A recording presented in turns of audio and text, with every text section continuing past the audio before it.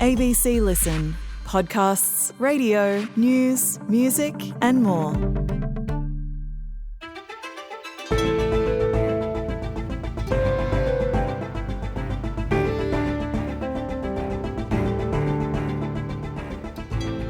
When masked neo-Nazis turned up in a small New South Wales town to hold a rally on the weekend, it shocked the locals. The men, part of a white supremacist group, were not from the area.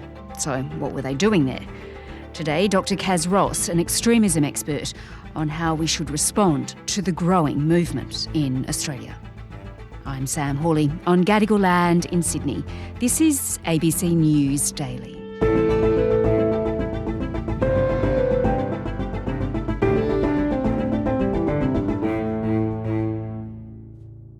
Kaz, over the weekend, the town of Corowa in country New South Wales was the centre of a demonstration. Explain what was going on.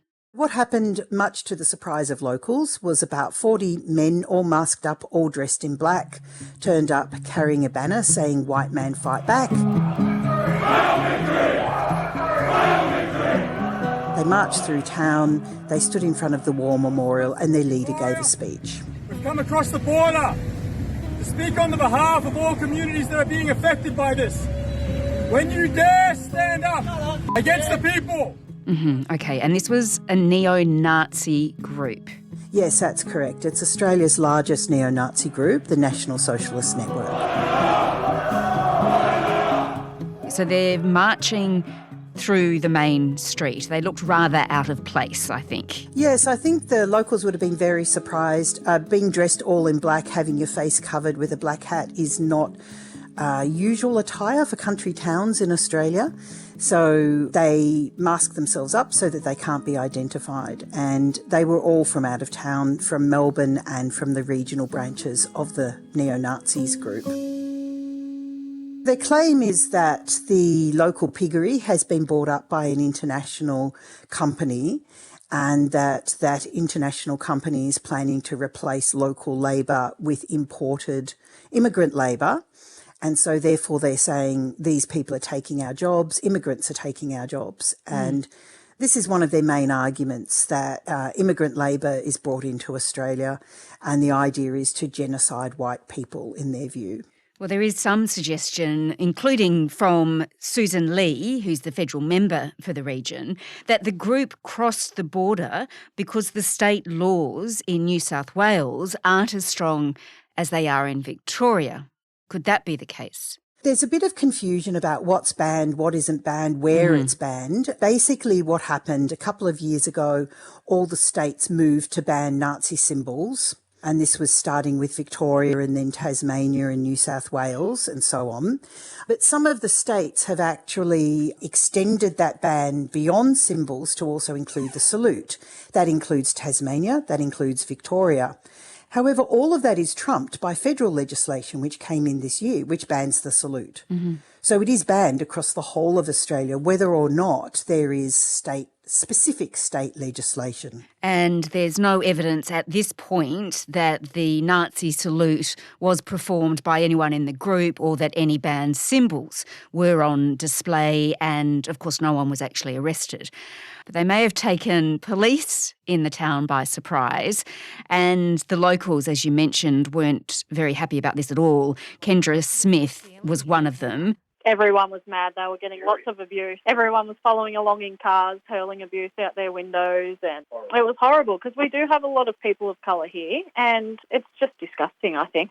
And also Councillor Pat Burke, who represents the town, was absolutely furious about this. It was disgusting. It really was. There's no room in Federation Council or Australia for that sort of behaviour. When they turn up in a country town, usually the locals are horrified. They're very shocked. Often they don't even know who they are, why they are there, why have you chosen our town. So often for locals, they just suddenly see a bunch of scary-looking guys chanting, walking through the street, yelling slogans, and feel very intimidated. And that's one of the aims of the neo-Nazis, is to intimidate people. And of course there's no such thing as bad publicity when it comes to a group like this. Look, to be honest, that's why they do it. They turn up for the publicity. Their aim is to get as much media attention as possible, to get as much coverage as possible. And to be honest, this last stunt on the weekend, they are absolutely delighted. They say it was their most successful stunt ever.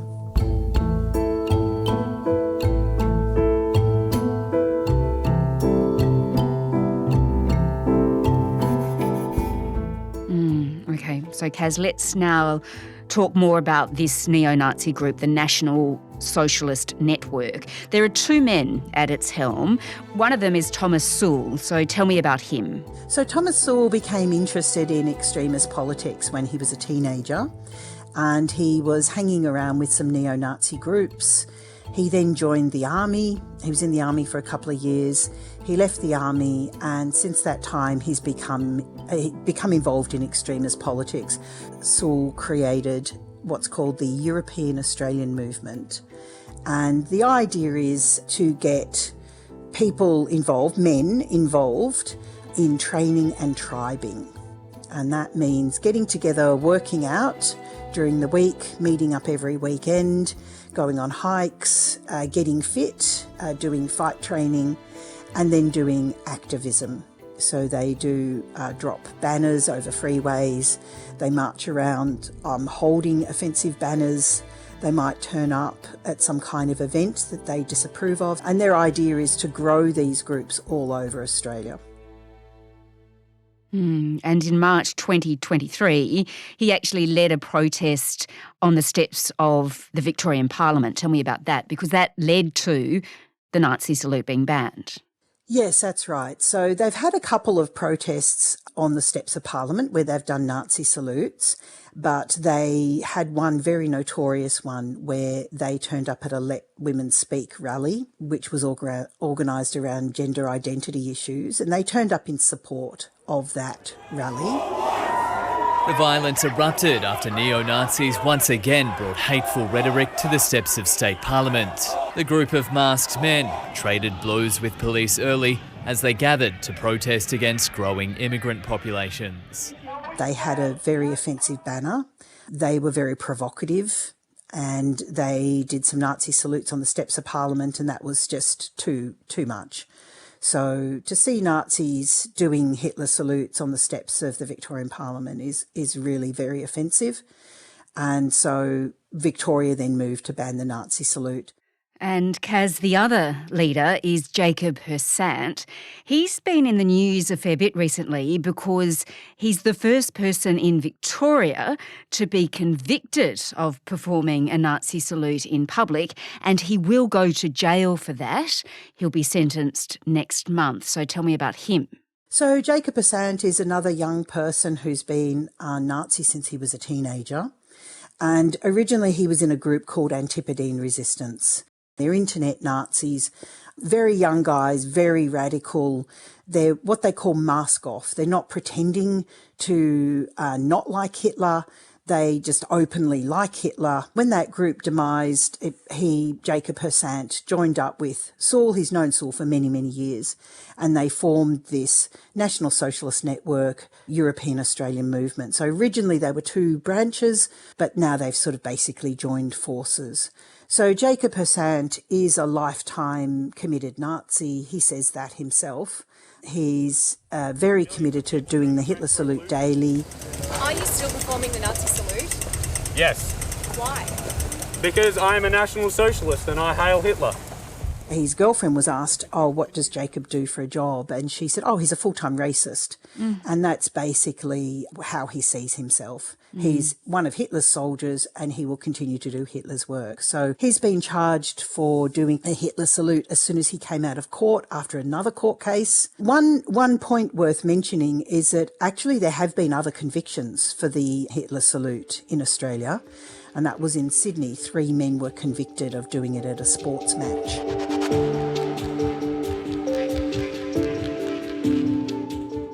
Oh my gosh, okay. So these are the two men that are running the National Socialist Network. Give me a sense now, Kaz, of how big that group is. Unfortunately, I have to say they are really growing in numbers. Each week they probably have all around the country turning up for training, somewhere around about 150 men. turning up for training.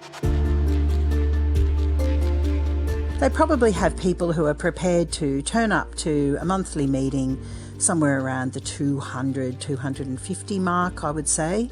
Usually in their actions, they might get 80 men to a national event, but they say they have a lot of supporters who don't turn up to meetings, who don't turn up to training, who just support them generally. And that's the group that they're kind of working on expanding. So that could be, they say it's in the thousands. They do have a big online presence. It's worth noting that they're very well known internationally, and Thomas Sowell and Jacob Assange are seen to be neo-Nazi leaders globally. So they have a big international reputation. People overseas look to them as a model, and Thomas Sowell is considered to be an inspiration to neo-Nazis all over the planet, actually. So they have a big impact for a small group.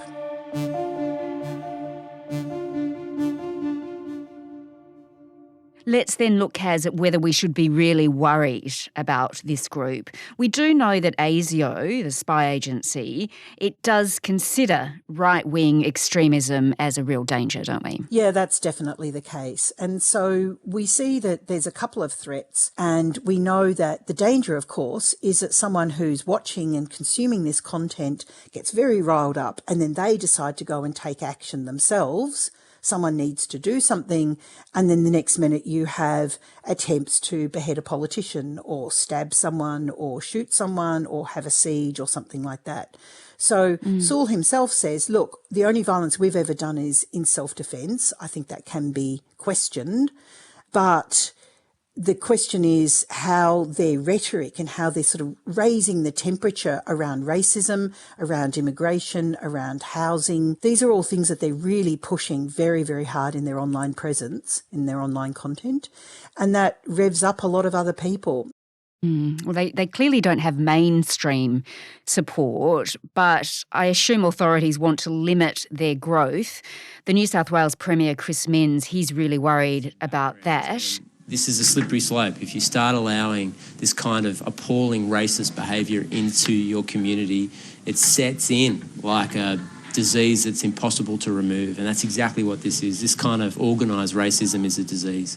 I guess, Kaz, people might question why can't we just ban groups like this? Because in the UK, where arguably they have a much larger problem with far-right extremism, the government has banned a number of groups. It makes it much easier then for police to act. Look, that is true. And in the UK, they also have had some of those neo-Nazi groups killing people. So once a group starts to plan to kill politicians or even kill a politician, it's a pretty easy step to then ban them. I think the issue is if you look at them walking around Corowa, which laws did they break? How were they offensive? What was offensive about what they did? Their banner was offensive. Their slogans were offensive. But actually holding a demonstration surely is a democratic right in Australia. And far be it for me to defend Nazis, but I do think that we need to be careful to just say, oh, we'll just ban them and then they'll go away. That's not kind of how we deal with this problem. We need to deal with this problem as communities to be talking to young men that we see going down a radicalised path. We need to be talking to our older males in our families about racism and their attitudes. We as a society, I think, need to develop a lot more resilient strategies to resist them. And it's great to see those local regional communities saying, no, we don't want you here, get out. There might be a problem with workers at the piggery. Who knows? I haven't investigated it myself. But turning it into a race issue isn't the solution. All right. Well, Kaz, what happens if this sort of movement does spread further and keeps growing? Or do you think we do have it under control? Oh, it's definitely not under control and it's definitely growing. So I think that their aim is to stir up trouble in society, and we'll see much more trouble, much more racialised trouble in society as a result of the growth of this group. Dr. Kaz Ross is a researcher into extremism. This episode was produced by Sydney Peed and Cara Jensen-McKinnon. Audio production by Sam Dunn. Our supervising producer is David Cody. I'm Sam Hawley. Thanks for listening. 2 years ago, someone handed me a secret recording. You are the bloke that they're going to lock up. Let me tell you that right now. This is Mr. Big. He's a crime boss, a kingpin. Got coppers in every state that I pay good money to. And on this tape, he promises to help keep his henchmen out of jail. I'm willing to go out on a limb and fix these problems, okay? But first, he wants the truth about a murder. If I can fix this, you're on. There are lots of people that don't want me asking questions about Mr. Big, but I think everyone has a right to know who he really is. Mr. Big is an explosive new season of the ABC's true crime podcast, Unravel. Search for Unravel on the ABC Listen app.